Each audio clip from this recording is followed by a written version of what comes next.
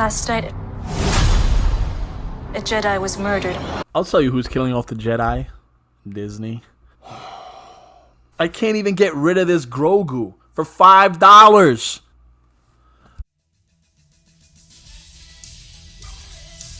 What's going on, guys? Gilly Writes Comics, Underground Gilly, Geeky Gilly, No Shill Gil, back with another video.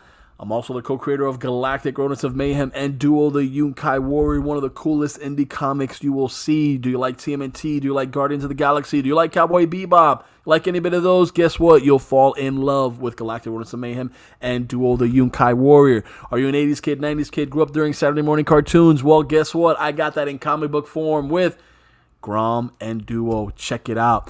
So since we're talking about galactic stuff, I opened up with galactic stuff. Let's talk about Star Wars. I grew up on Star Wars. I love Star Wars. I'll just say this. Right now, I'm not excited about Star Wars. Things dropped for me. Let's just say Mandalorian seasons 1 and 2. I liked, and I hated Mandalorian season 3, how you downplay a lot of the decisions that went in Mandalorian 2. And yes, Grogu, right? Not getting trained by Luke. No, in my brain, I'm thinking maybe Grogu will get secretly trained by Luke, and somehow that can bring another cool Star Wars story that can overshadow the mess that is the Disney trilogy. But no, they didn't go that way. They just went with him wanting to go back with the Mandalorian. And guess what? I didn't see nothing of season 3. Did I miss out on anything great? I think maybe I saw the first episode, if that. Just nothing that just kept me on, hanging on. Nothing kept me hanging on. Did I miss out on anything? Let me know. Obi-Wan Kenobi, I saw up to episode 3, and I just dropped. It was average. It's average. Okay, my opinion. If you think differently, cool. I'm just telling you what I didn't like about it. When you turn Obi-Wan Kenobi into a wet mop, I have an issue. He's amazing in the Clone Wars, right? If you ever seen the animated series, they build him up. So for him to just kind of be downgraded into this semblance of a Jedi, it's like, no, man. Again, that could work, but we need a lot of emotional trauma. We need more than what I got. And then again, if you watch the original, right? Obi-Wan Kenobi and Darth Vader, they obviously have a history. We know the prequel trilogy. Like, we get all that.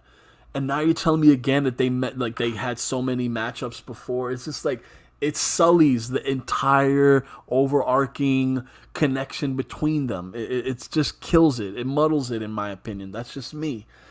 Lightsaber duels, they don't mean nothing if the conflict isn't there, if the emotion isn't there. I mean, yeah, we love the sound effects. We love the sword play, but again, if there's no stakes behind it, it doesn't matter. All right, so that's, I'm going off with that. Boba Fett show, oh man, that was another one that, you can make a badass like Boba Fett who doesn't talk, this bounty hunter, soulless bounty hunter. You can make him good, but again, we need to see more emotional trauma, right? If we have a connection into who killed the Sand People, if we see that it was really Cad Bane, right, then that final showdown with Cad Bane would have had more weight to it. Again, I'm just saying that I haven't been excited about anything Star Wars. Andor didn't do nothing for me to make me want to watch it in the trailers. It was a bit too earthy for me. I like a lot of aliens. I like to escape. If I need to watch this, tell me why. Really convince me. I'm just not feeling it. My Star Wars fatigue is at an all-time high. Could the Acolyte get me excited again? I'll tell you one thing going for the Acolyte. The title sounds pretty cool. So I'm going to watch the trailer first time. I'm going to let you know. Am I going to get hyped again for Star Wars? We'll see. Last night, a Jedi was murdered.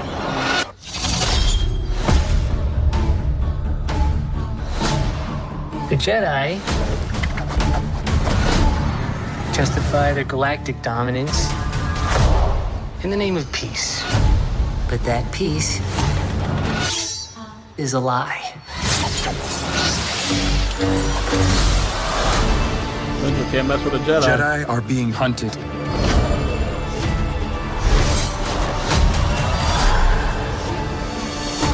She was my student. I trained her. Let me be the one to bring her in.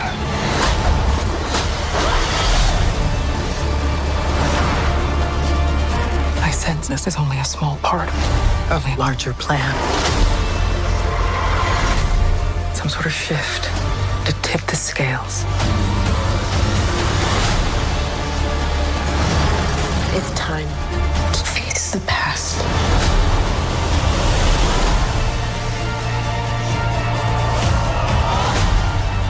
Destiny is not decided for you by an anonymous force. If you want to pull the thread and change everything, then pull it.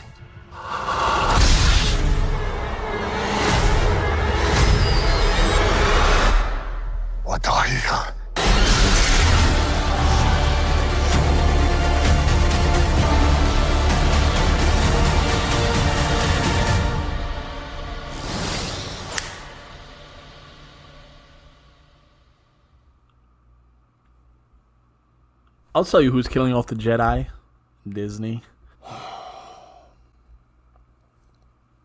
I found nothing interesting there. You had that ninja.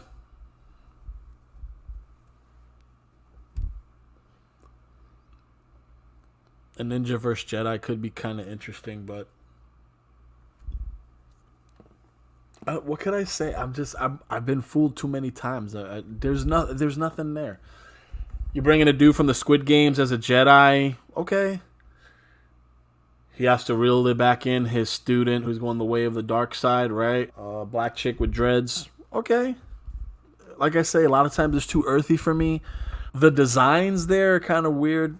Even the alien designs. I had one chick bald, green head, bald. Like, I don't know. It's just there's nothing there. I mean, did I miss something? Should I watch the trailer again? What do I need to know about the Acolyte to get me excited? Besides this trailer, because this trailer was lukewarm for me. I mean, maybe if you revealed someone that we've seen from the Clone Wars, you know, kind of like how they brought in Cad Bane for Boba Fett, although that had no emotional weight attached to it. But if you bring in someone as a Sith coming back or something, I don't know. I wrote a fan fiction, Darth Krell Cometh, with Pong Krell surviving. Because again, if Darth Maul could survive being cut in half, I think I can argue the case that Pong Krell, his species, which is bigger than a human body and stronger, I mean, could withstand a blaster shot. Anyway, I'm digressing here. I'm just saying that there's a lot of interesting stuff still, but I'm not getting reeled into the Acolyte. I'm not caring. What's the deal with the Acolyte here? How is this shifting things in Star Wars? How is it creating this, you know, cyclone of torment that will affect everybody in the galaxy? I mean, it's just... Sometimes these little pocket stories could work, but I still feel like they need to be something, like something needs to be cooking that ultimately is leading or hinting, right? You know, something brewing towards a bigger threat. The trailer did nothing for me. If it did stuff for you, that's cool. If you're excited for the Acolyte, that's great. My Star Wars fatigue is definitely peaking.